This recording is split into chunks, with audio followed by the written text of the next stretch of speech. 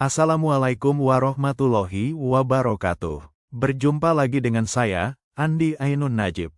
Dalam video pembelajaran kali ini, kita akan mempelajari materi kelas 9 bab 2 semester 1. Sebelum kita mengawali pembelajaran, mari kita berdoa terlebih dahulu. Semoga Allah selalu memudahkan kita dalam memahami setiap ilmu yang kita pelajari. Adapun materi yang kita bahas kali ini adalah iman kepada hari akhir. Hari kiamat adalah rukun iman yang kelima, salah satu rukun yang wajib kita imani. Hari kiamat adalah hari akhir di mana hari tersebut akan hancur dan telah berakhirlah kehidupan di muka bumi ini. Hari kiamat adalah hari yang pasti akan terjadi, namun kita semua tidak ada yang mengetahui kapan datangnya hari kiamat kecuali hanya Allah Azza wa Jalla. Bahkan malaikat Allah yang bertugas meniupkan sangkakala pun tidak mengetahui kapan akan datang hari kiamat. Maka hanya Allah lah yang mengetahui kapan datangnya hari kiamat. Jenis hari kiamat. Para ulama mengelompokkan kiamat menjadi dua. Pertama adalah kiamat sugro dan yang kedua adalah kiamat kubro. Kiamat sugro. Kiamat sugro adalah kiamat kecil.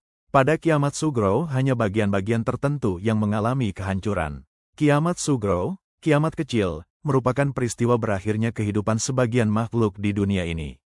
2. Kiamat kubro. Kiamat kubro artinya kiamat besar, yaitu kehancuran alam semesta dan seluruh isinya, termasuk kematian semua makhluknya, kecuali yang Dia kehendaki.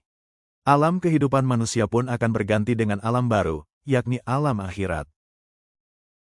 Gambaran kiamat secara tersurat dalam Al-Quran adalah sebagasi berikut.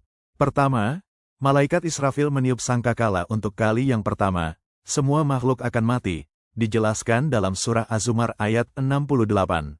Kedua, langit menjadi terpecah belah, seperti dijelaskan dalam surah Al-Muzammil ayat ke-18.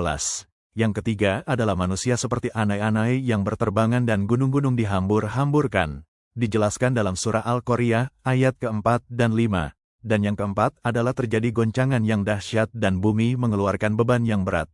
Disebutkan dalam surah Az-Zalzalah ayat ke-1 dan 2. Peristiwa dan tanda-tanda kiamat sugra dan kubra.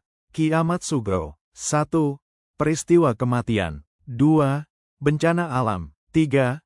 Maraknya perzinaan. 4. Meningkatnya kejahatan seperti pembunuhan. 5. Korupsi. 6. Krisis ekonomi. 7. Meningkatnya pergaulan bebas.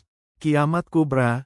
1. Munculnya Dajjal. 2. Turunnya Nabi Isa bin Maryam. 3. Munculnya Imam Mahdi. 4. Keluarnya Ya'juj dan Ma'juj. 5. Matahari terbit dari sebelah barat. 6. Munculnya awan hitam, duhan. 7. Munculnya dabah, hewan melata, pada pagi hari. Pendapat para ahli mengenai kiamat pasti akan terjadi. Pertama, ahli astronomi berpendapat bahwa bumi dan planet-planet lainnya berputar mengelilingi matahari secara teratur dan sempurna. Namun daya tarik-menarik itu semakin lama akan semakin berkurang, bahkan hilang sama sekali. Akhirnya akan saling bertabrakan dan hancur alam jagat raya ini. Kedua adalah pendapat dari ahli geologi. Ahli geologi menyatakan bahwa di dalam perut bumi terdapat gas panas yang berkembang dan terus-menerus menekan ke arah luar bumi. Namun lama-kelamaan gas yang ada semakin melemah sehingga tekanan dari luar semakin kuat mengakibatkan gas bumi meledak dengan ledakan yang sangat dahsyat dan mengeluarkan isi bumi. Rangkaian peristiwa kehidupan di akhirat. 1. Yaumul Barzah yaitu alam kubur yang menjadi batas antara alam dunia dan alam akhirat. Kedua, Yaumul Ba'ats, yaitu hari dibangkitkannya semua manusia dari alam kubur. Ketiga, Yaumul Mahsyar adalah hari dikumpulkannya seluruh manusia setelah dibangkitkan dari kuburnya. Dan yang keempat adalah Yaumul Hisab, yaitu hari perhitungan amal perbuatan manusia selama menjalani hidup di dunia. Kelima, Yaumul Mizan, adalah hari ditimbangnya amal perbuatan manusia ketika di dunia. Yang keenam adalah Yaumul Jaza, yaitu hari dibalasnya amal perbuatan manusia. Ketujuh, adalah surga dan neraka. Bagi yang beramal baik akan masuk surga dan sebaliknya bagi yang beramal buruk akan masuk neraka. Mawas diri sebagai hikmah dari iman kepada hari akhir. Mawas diri adalah kemampuan untuk mengelola respons sosial dalam konteks kehidupan nyata, menyesuaikan tindakan Anda dengan budaya, lingkungan, dan kebiasaan orang lain. Sikap ini mencerminkan kehati-hatian dan kewaspadaan terhadap situasi tertentu, dengan tujuan mencegah terjadinya konsekuensi negatif. Sifat mawas diri ditunjukkan dengan cara sebagai berikut. 1. Menghilangkan sikap sombong, menghindari perbuatan tidak terpuji, dan senantiasa berbuat baik kepada sesama manusia. 2. Berperilaku adil dalam kehidupan di dunia ini, termasuk adil terhadap Allah SWT.